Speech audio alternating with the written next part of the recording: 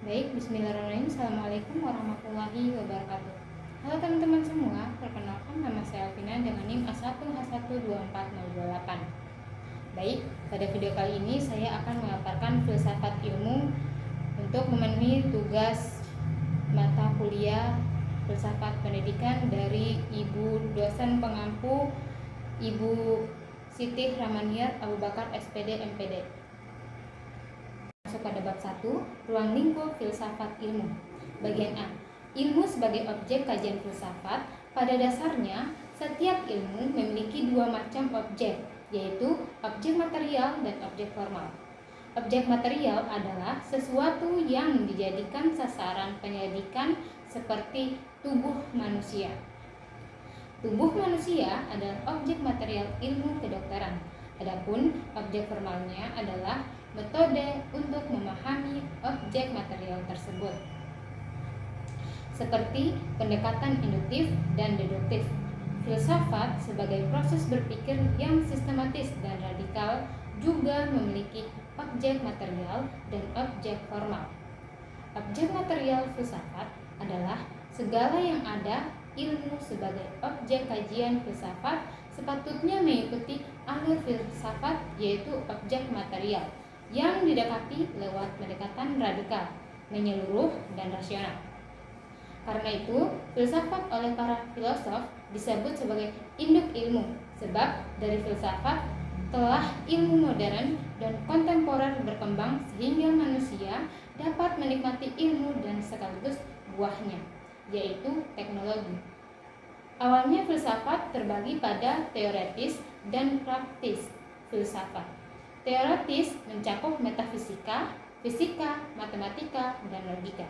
Sedangkan filsafat praktis adalah ekonomi, politik, hukum, dan etika. Tugas filsafat diantaranya adalah menyatukan fisik keilmuan itu sendiri agar tidak terjadi bentrokan antara berbagai kepentingan. Kemudian bagian B, pengertian filsafat ilmu. Pengertian filsafat ilmu itu terbagi menjadi 3. Pertama, filsafat dan hikmah. Filsafat dalam bahasa Inggris yaitu filosofi. Adapun istilah filsafat berasal dari bahasa Yunani filosofia yang terdiri atas 2 kata. Philos artinya cinta atau pilih, yang artinya persahabatan, tertarik kepada, dan sophos artinya hikmah, kebijaksanaan, pengetahuan, keterampilan, pengalaman praktis, dan intelijensi. Jadi secara etimologi, filsafat berarti cinta kebijaksanaan atau kebenaran, love of wisdom.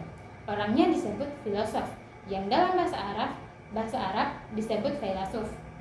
Kedua, pengertian ilmu berasal dari bahasa Arab, a'lima ya'lamu ilman, dengan wazan fa'ila, yang berarti mengerti, memahami benar-benar.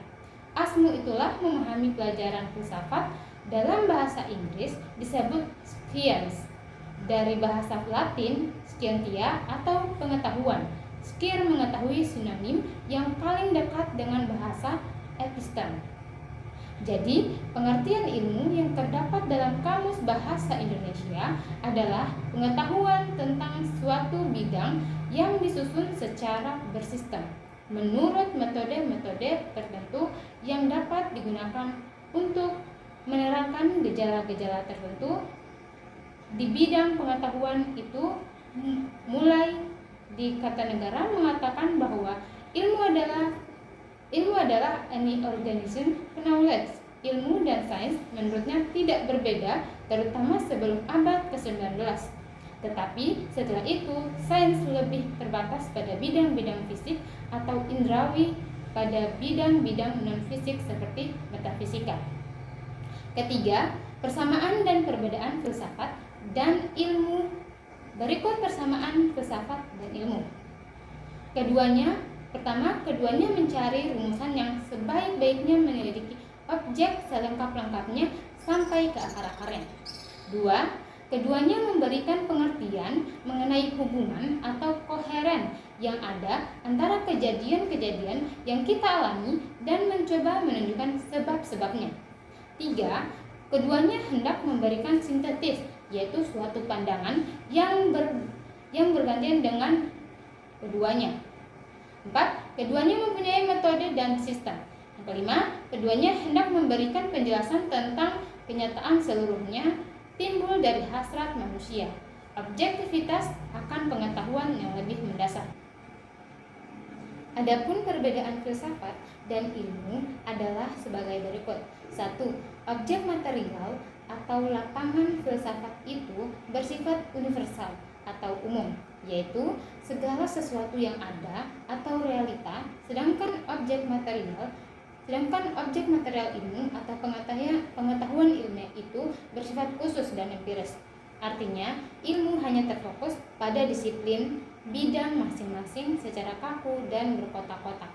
Sedangkan kajian filsafat tidak berkotak-kotak dalam disiplin tertentu. 2. Objek formal sudut pandangan filsafat itu bersifat non-fragmentaris karena mencari pengertian dari segala sesuatu yang ada itu secara luas, mendalam, dan dasar titik. Sedangkan ilmu bersifat fragmentalis spesifik dan intensif. Di samping itu, objek formal ilmu itu bersifat teknik, yang berarti bahwa cara ide-ide manusia itu mengadakan penyatuan diri dengan realitas. 3. Filsafat dilaksanakan dalam satu suasana pengetahuan yang menimbulkan daya spekulasi kritik dan pengawasan, sedangkan ilmu haruslah diadakan riset lewat pendekatan trial dan error. Oleh karena itu, nilai ilmu terletak pada kegunaan pragmatis, sedang penggunaan filsafat timbul dari nilainya. 4. Pernyataannya lebih jauh dan lebih mendalam berdasarkan pada pengalaman realitas sehari-hari, sedangkan ilmu bersifat diskursif, yaitu menguraikan secara logis yang dimulai dari tidak tahu menjadi tahu. 5. Filsafat memberikan penjelasan terakhir yang mutlak dan mendalam sampai mendasar primary cause, sedangkan ilmu menunjukkan sebab-sebab yang tidak begitu mendalam, yang lebih dekat, yang sekunder secondary cause. Baik, kemudian kita masuk pada bagian C, tujuan filsafat ilmu. Tujuan filsafat ilmu adalah yang pertama, mendalami unsur-unsur pokok ilmu sehingga secara menyeluruh kita dapat memahami sumber hakikat dan tujuan ilmu. 2. Memahami segala pertumbuhan, perkembangan, dan kemajuan ilmu di berbagai bidang sehingga kita mendapat gambaran tentang proses ilmu kontemporer secara historis. 3. Menjadi pedoman bagi para dosen dan mahasiswa dalam mendalami studi di perguruan tinggi, terutama untuk membedakan persoalan yang ilmiah dan non-ilmiah. 4. Mendorong pada calon ilmuwan dan ilmuwan untuk konsisten dalam mendalami ilmu dan mengembangkannya. 5. Mempertegas bahwa dalam persoalan sumber dan tujuan antara ilmu dan agama tidak ada pertentangan. Baik, selanjutnya kita masuk pada bab 2, sejarah perkembangan ilmu. Bagian A, landasan ilmu pada zaman Yunani. Periode filsafat Yunani merupakan periode sangat penting dalam sejarah peradaban manusia, karena pada waktu ini terjadi perubahan pola pikir manusia dari mitosentris menjadi logosentris. Pola pikir mitosentris adalah pola pikir masyarakat yang sangat mengandalkan mitos untuk menjelaskan fenomena alam, seperti gempa bumi dan pelangi. Gempa bumi tidak dianggap fenomena alam biasa, tetapi dewa bumi yang sedang menggoyangkan kepalanya. Namun, ketika filsafat diperkenalkan, fenomena alam tersebut tidak lagi dianggap sebagai aktivitas dewa, tetapi aktivitas alam yang terjadi secara kausalitas. Perubahan pola pikir tersebut kelihatannya sederhana, tapi implikasinya tidak sederhana, karena selama ini alam ditakuti dan dijauhi, kemudian didekati, bahkan dieksploitasi. Yang dulunya pasif dalam menghadapi fenomena alam menjadi lebih proaktif dan kreatif, sehingga alam dijadikan objek penelitian dan pengajian. Dari proses inilah kemudian ilmu berkembang dari rahim filsafat, yang akhirnya kita kita nikmati dalam bentuk teknologi. Karena itu, periode perkembangan filsafat Yunani merupakan entry point untuk memasuki peradaban baru umat manusia. Landasan ilmu pada zaman Yunani kuno ditandai dengan pergeseran dari mitos ke pemikiran rasional. Filsuf seperti Thales, Anaximander, dan Pythagoras mengembangkan penjelasan alam yang berbasiskan observasi dan logika, bukan kepercayaan religius. Aristoteles memperkenalkan metode deduktif dan induktif yang menjadi dasar bagi metode ilmiah modern. Pendidikan di Akademi Plato dan Lyceum Aristoteles berperan penting dalam menyebarkan pemikiran ini, mendorong diskusi dan penelitian sistematis. Kontribusi ini membentuk dasar bagi berbagai cabang ilmu pengetahuan yang ada saat ini. Kemudian kita masuk bagian B, perkembangan ilmu zaman Islam. Perkembangan ilmu dalam Islam dapat dibagi menjadi beberapa periode penting. 1. Penyampaian ilmu dan filsafat Yunani ke dunia Islam. Proses ini dimulai pada abad ke-8 Masehi, di mana karya-karya Yunani diterjemahkan ke dalam bahasa Arab, terutama di Bait Al-Hikmah Al-Baghdad. Tokoh-tokoh seperti Al-Kindi dan Al-Farabi berperan dalam mengadaptasi pemikiran tersebut, mengintegrasikannya dengan ajaran Islam. 2. Perkembangan ilmu pada masa Islam klasik. Pada periode ini, abad ke-9 hingga ke-12, ilmuwan muslim seperti Al-Khwarizmi dan Ibnu Sina membuat kemajuan signifikan dalam matematika, kedokteran, dan astronomi. Mereka tidak hanya menerjemahkan, tetapi juga mengembangkan pengetahuan baru yang menjadi dasar bagi ilmu modern. 3. Perkembangan ilmu pada masa kejayaan Islam. Abad ke-13 hingga ke-15 Masehi ditandai dengan puncak kejayaan ilmu pengetahuan di dunia Islam. Pusat-pusat ilmu seperti Cordoba dan Kairo menjadi terkenal dengan inovasi dalam sains dan teknologi serta pengembangan metode ilmiah yang mempengaruhi perkembangan sains modern. Kemudian, yang keempat, masa keruntuhan tradisi keilmuan dalam Islam. Masa keruntuhan tradisi keilmuan dalam Islam terjadi setelah puncak kejayaannya, terutama sejak abad ke-13 Masehi. Faktor utama yang menyebabkan pembusukan ini adalah kehancuran pusat studi seperti Bait Al-Hikmah di Baghdad oleh Mongol yang menghilangkan tempat penting bagi penelitian dan penerjemahan ilmu. Selain itu, perpecahan internal di kalangan umat Islam seperti konflik antara aliran pemikiran fuqaha dan sufiyah, serta antara Mu'tazilah dan Asy'ariyah menghambat kemajuan ilmu pengetahuan. Krisis sosial dan politik termasuk lemahnya kepemimpinan dan serangan eksternal. Baik, kemudian kita masuk pada 4, masa keruntuhan tradisi keilmuan dalam Islam. Masa keruntuhan tradisi keilmuan dalam Islam terjadi setelah puncak kejayaannya, terutama sejak abad ke-13 Masehi. Faktor utama yang menyebabkan pembusukan ini adalah kehancuran pusat studi seperti Bait Al-Hikmah di Baghdad oleh Mongol yang menghilangkan tempat penting bagi penelitian dan penerjemahan ilmu.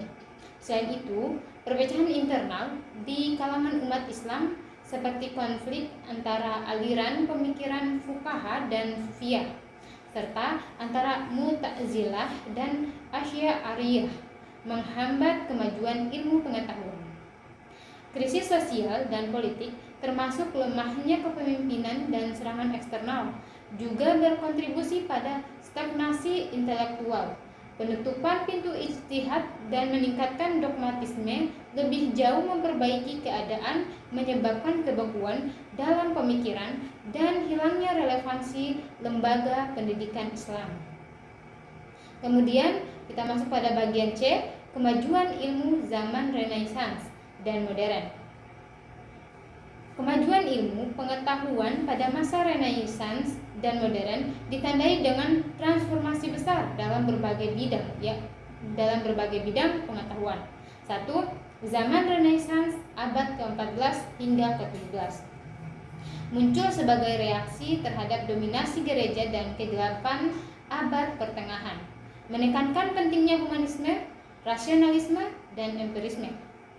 Tokoh-tokoh seperti Nicolaus Copernicus mengemukakan teori heliosentris, sementara Galileo Galilei menyempurnakan teleskop untuk observasi astronomi.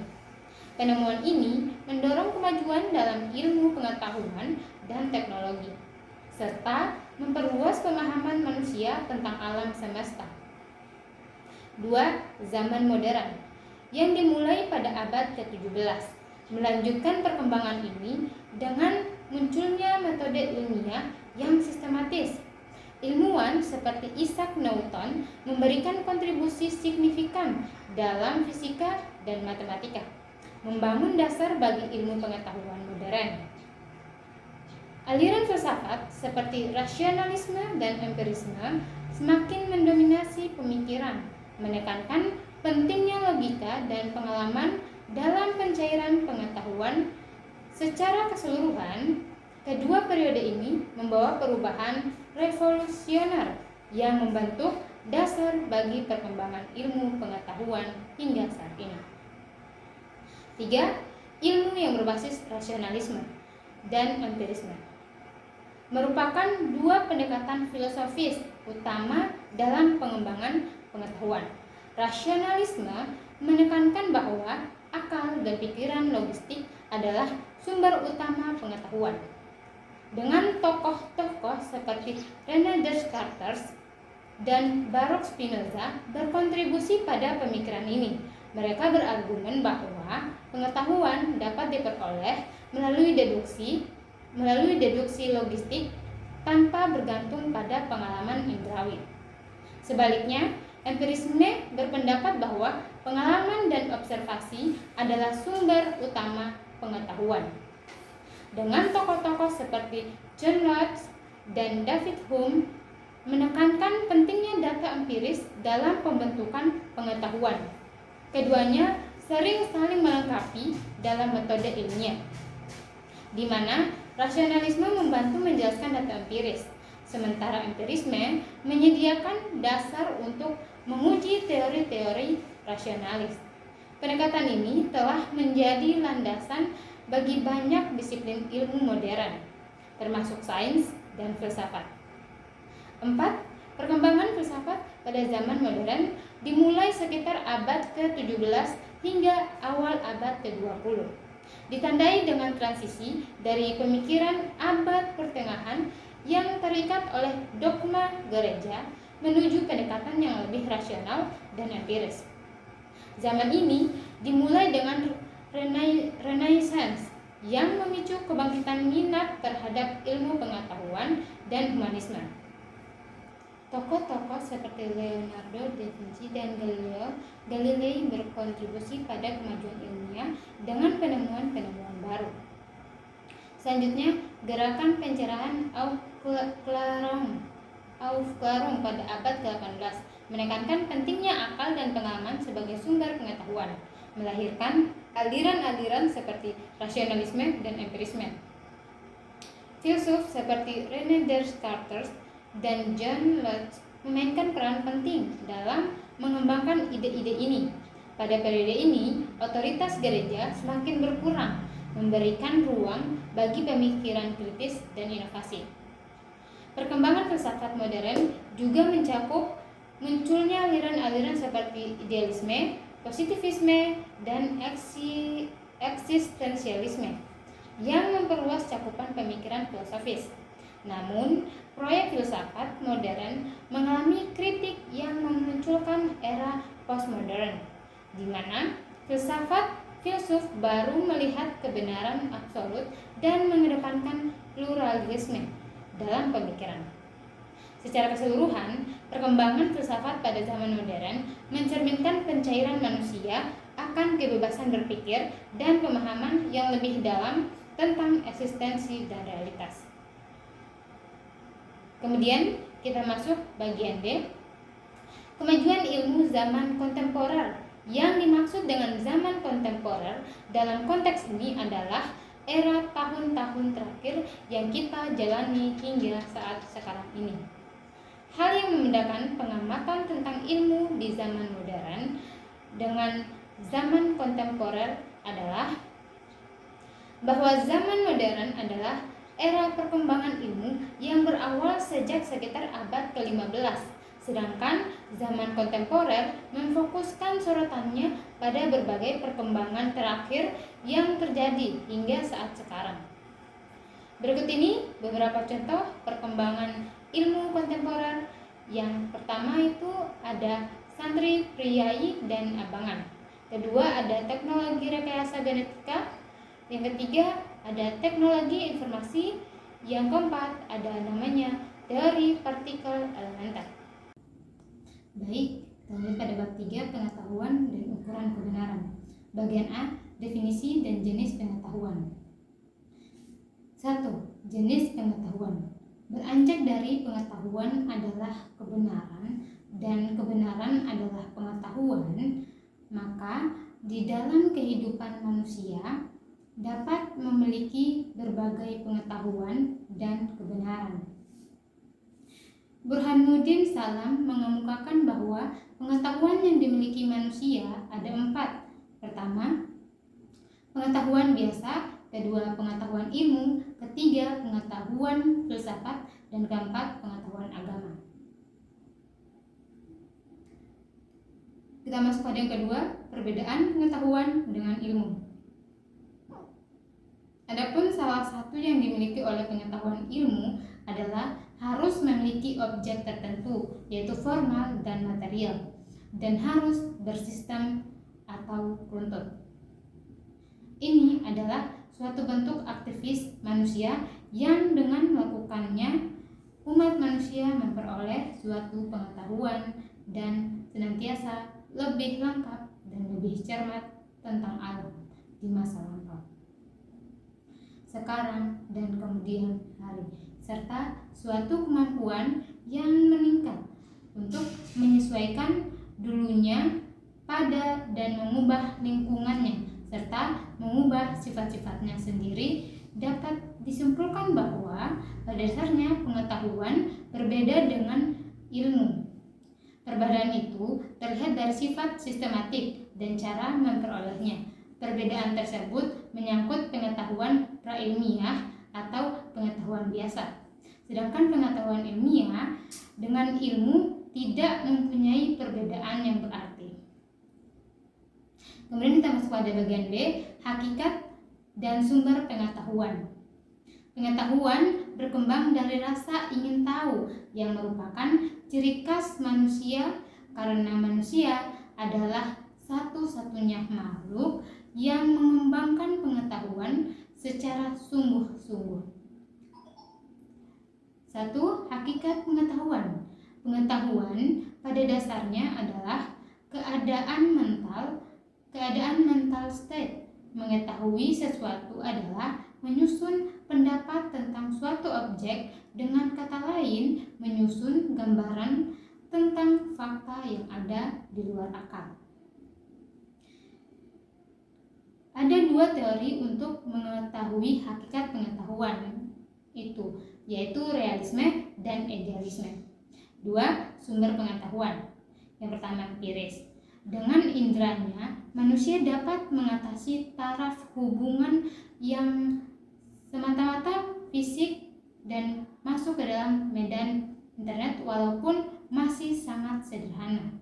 Indra menghubungkan manusia dengan hal-hal konkret, material. Jadi, gejala-gejala alami yang menurut anggapan kaum empiris adalah bersifat konkret dan dapat dinyatakan lewat panca indera. Gejala itu jika di tengah lebih lanjut mempunyai beberapa karakteristik tertentu. Umpamanya saja, terdapat sekolah yang teratur mengenai suatu kejadian tersebut. Kemudian kita masuk pada bagian B, rasionalisme.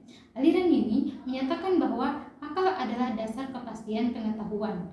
Pengetahuan yang benar diperoleh dan diukur dengan akal manusia memperoleh pengetahuan melalui kegiatan menangkap objek. C. Intuisi. Kepercayaan inilah yang merupakan titik tolak dalam agama dan lewat pengkajian selanjutnya dapat meningkatkan atau menurunkan kepercayaan itu. Sedangkan ilmu pengetahuan sebaliknya, yaitu dimulai mengkaji dengan riset pengalaman dan percobaan untuk sampai kepada kebenaran yang faktual. Kemudian kita masuk bagian C, ukuran kebenaran. Ukuran kebenaran ada 3. Yang pertama, teori korespondensi. Yang kedua, teori pragmatisme tentang kebenaran. Dan yang ketiga, agama sebagai teori kebenaran. Kita masuk bagian D, klasifikasi dan hierarki ilmu. Klasifikasi Al-Ghazali tentang ilmu syariah dan ilmu aliyah. 1. Ilmu syariah terbagi menjadi 2, yaitu ilmu tentang prinsip-prinsip dasar atau al-usul dan ilmu tentang cabang-cabang atau furu. Yang kedua, ilmu aliyah, upaya klasifikasi ataupun pembidangan ilmu-ilmu adalah ciri-ciri dari karakteristik ilmu yang sulit dihindari. Suatu ilmu akan berhenti di suatu tempat, tapi akan berkembang di tempat lain. Oleh karena itu, format idea struktur ilmu-ilmu keislaman seharusnya disusun ulang secara komprehensif dengan merumuskan adanya pengakuan secara sadar atau menuju kepada kesadaran ilahiyah terhadap sumber ilmu yang bersifat esa. Baik, kita masuk pada bab 4, dasar-dasar ilmu. Bagian A, ontologi. Kata ontologi berasal dari perkataan Yunani on, artinya being, dan logos, artinya logis atau logis. Jadi, ontologi adalah theory of being gue being, atau teori tentang keberadaan sebagai keberadaan. Ontologi merupakan salah satu di antara lapangan penyelidikan kefilsafatan yang paling kuno. Titik awal mula alam pikiran Yunani telah menunjukkan munculnya perlindungan di bidang ontologi yang tertua. Di antara segenap filsafat Yunani yang kita kenal adalah Thales. Atas perlindungannya terhadap air merupakan substansi terdalam yang merupakan asal mula dari segala sesuatu. Di dalam pemahaman ontologi dapat ditemukan pandangan-pandangan pokok pemikiran seperti monisme, materialisme, idealisme, dualisme, pluralisme, nihilisme, dan agnostisisme. Kemudian kita masuk pada B, epistemologi. Epistemologi atau teori pengetahuan ialah cabang filsafat yang berurusan dengan hakikat dan lingkup pengetahuan, pengadaian dan dasar-dasarnya, sektor pertanggungjawaban atas pernyataan mengenai pengetahuan yang dimiliki. 1. Metode induktif. Kemudian 2. Metode deduktif. 3. Metode partivisme. 4. Metode kontemplatif. 5. Metode dialektis. Kemudian kita masuk bagian C, aksiologi. Definisi aksiologi mempelajari nilai, manfaat, dan tujuan ilmu dalam kehidupan manusia. Fokusnya, ilmu harus memberikan manfaat nyata bagi masyarakat, dan etika ilmu memastikan bahwa ilmu digunakan secara bertanggung jawab dan tidak merugikan. Contohnya, teknologi energi terbarukan dikembangkan untuk dampak negatif perubahan iklim. Tujuannya menjaga keseimbangan antara pengembangan ilmu dan tanggung jawab sosial. Baik, kita masuk pada bab 5, sarana ilmiah. A. Bahasa. Ernest menyebut manusia sebagai anima simbolik, yaitu makhluk yang mempergunakan simbol, blok, dan trigger. Mengatakan bahwa language is a system of arbitrary vocal symbols by means of visual or social group cooperates. Atau bahasa adalah suatu sistem yang arbitral yang dipergunakan oleh satu kelompok sosial sebagai alat untuk berkomunikasi. Joseph Brown mengatakan bahwa A language is a structural system of arbitrary vocal symbols by means of which member of social group interact. Bahasa adalah suatu sistem yang berstruktur dari simbol-simbol bunyi arbitral yang dipergunakan oleh para anggota sesuatu kelompok sosial sebagai alat bergaul satu sama lain. Satu, simbol-simbol. Yang kedua ada simbol-simbol vokal. Yang ketiga, simbol-simbol vokal arbitral. Keempat, suatu sistem berstruktur dari simbol-simbol yang arbitral. Kelima, yang dipergunakan oleh para anggota sesuatu kelompok sosial sebagai alat bergaul satu sama lain. Pertama, fungsi bahasa sebagai koordinator kegiatan-kegiatan masyarakat, sebagai penetapan pemikiran dan pengungkapan sebagai penyampaian pemikiran dan perasaan sebagai penyenangan jiwa dan sebagai pengurangan kegoncangan jiwa. 2. Bahasa sebagai sarana berpikir ilmiah. Ada dua pengertian mendasar tentang bahasa agama. Pertama, bahasa agama adalah kalam ilahi yang terabadikan ke dalam kitab suci. Kedua, bahasa agama merupakan ungkapan serta perilaku keagamaan dan seseorang agar sekelompok sosial. Kemudian kita masuk bagian B, matematika. 1. Matematika sebagai bahasa. Matematika adalah bahasa yang melambangkan serangkaian makna dari serangkaian pernyataan yang ingin kita sampaikan. Yang kedua, matematika sebagai sarana berpikir deduktif. Matematika merupakan ilmu deduktif. Nama ilmu deduktif diperoleh karena penyelesaian masalah-masalah yang dihadapi tidak didasari atas pengalaman seperti halnya terdapat dalam ilmu-ilmu empirik, melainkan didasarkan atas deduksi atau penjabaran. Yang ketiga, matematika untuk ilmu alam dan ilmu sosial. Kemudian kita masuk bagian C, statistik. 1. Pengertian statistik. Secara etimologi, kata statistik berasal dari kata statis, bahasa Latin yang mempunyai persamaan arti dengan kata stay, bahasa Inggris yang dalam bahasa Indonesia diterjemahkan dengan negara pada mulanya. Atas artistik diartikan sebagai kumpulan bahasa keterangan atau data baik yang terwujud, baik berwujud data atau data kuantitatif maupun yang tidak terwujud angka atau data kuantitatif yang mempunyai arti penting dan kegunaan yang besar bagi suatu negara. Kemudian kita masuk bagian 2, sejarah perkembangan statistik. Peluang yang merupakan dasar dari teori statistik merupakan konsep baru yang tidak dikenal dalam pemikiran nilai kuno Romawi dan bahkan Eropa dalam abad pertengahan. Teori ini mengenai kombinasi bilangan muslim, namun bukan dalam lingkup dari peluang. Begitu dasar-dasar peluang ini dirumuskan, maka dengan cepat bidang telaahan ini berkembang. 3. Hubungan antara sarana ilmiah, bahasa, logika, matematika, dan statistika.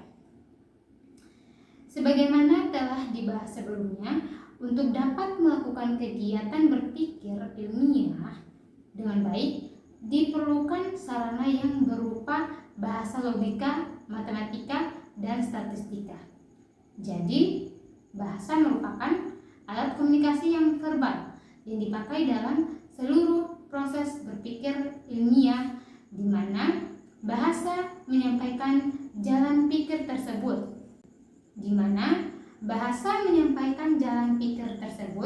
Kepada orang lain. 4. Tujuan pengumpulan data statistik. Tujuan dari pengumpulan data statistik dapat dibagi ke dalam dua golongan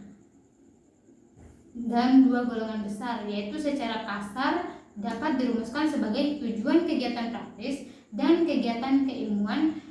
Kedua, tujuan sebenarnya tidak mempunyai perbedaan yang hakiki karena kegiatan tidak mempunyai keilmuan merupakan dasar dari kegiatan praktis.